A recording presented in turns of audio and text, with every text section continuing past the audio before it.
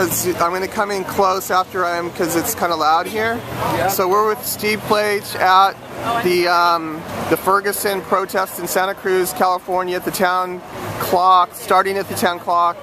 It's 1 p.m. now, and so I just wanted to talk to Steve about his views on Ferguson and furthermore how it applies to Santa Cruz and other parts of the country, and basically why he's here.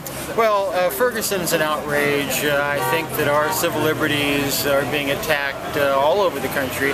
Well, when you say civil liberties, exactly what liberties are you talking about? Well, the ability to peacefully assemble, which they didn't have in Ferguson, the ability to speak out freely, which they didn't have in Ferguson, the ability to petition for redress. So we're talking about a full court press on the First Amendment. No question about it, and I think that applies equally to Santa Cruz as it does to any other place in the country. So you're saying Santa Cruz is not really that much different from Ferguson, it's just maybe lesser degree, but it's still happening here. I believe that's absolutely true.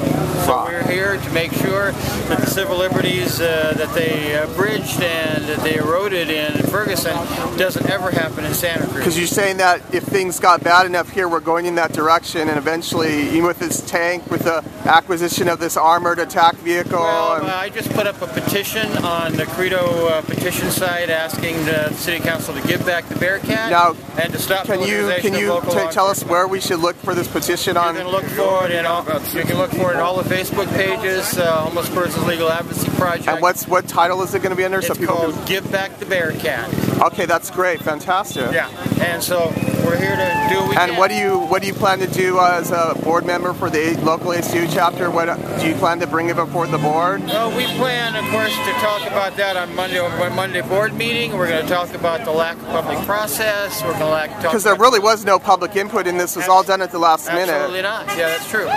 So we're going to be talking about that at our board meeting on Monday, and we hope. So would you say that the local ACLU chapter basically is opposed not only to the tank, but also is concerned about the Ferguson style, encroachment of civil liberties in Santa Cruz? We're concerned wherever civil liberties are being. They're probably going to kill me next, because I'm not going to be violent. I'm going to make millions from my paintings. You want to come to? Okay, I'll get to you later. Okay. Oh, I'm going to be next door.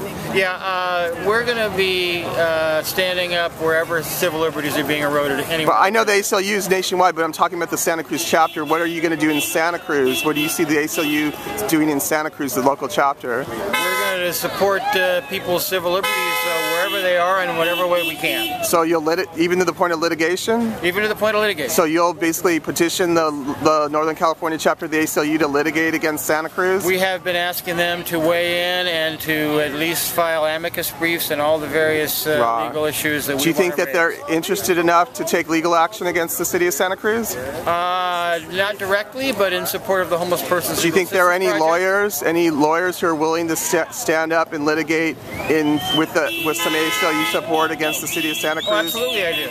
Right. Okay. Thanks, sir. Okay, thank you, Steve. I appreciate it.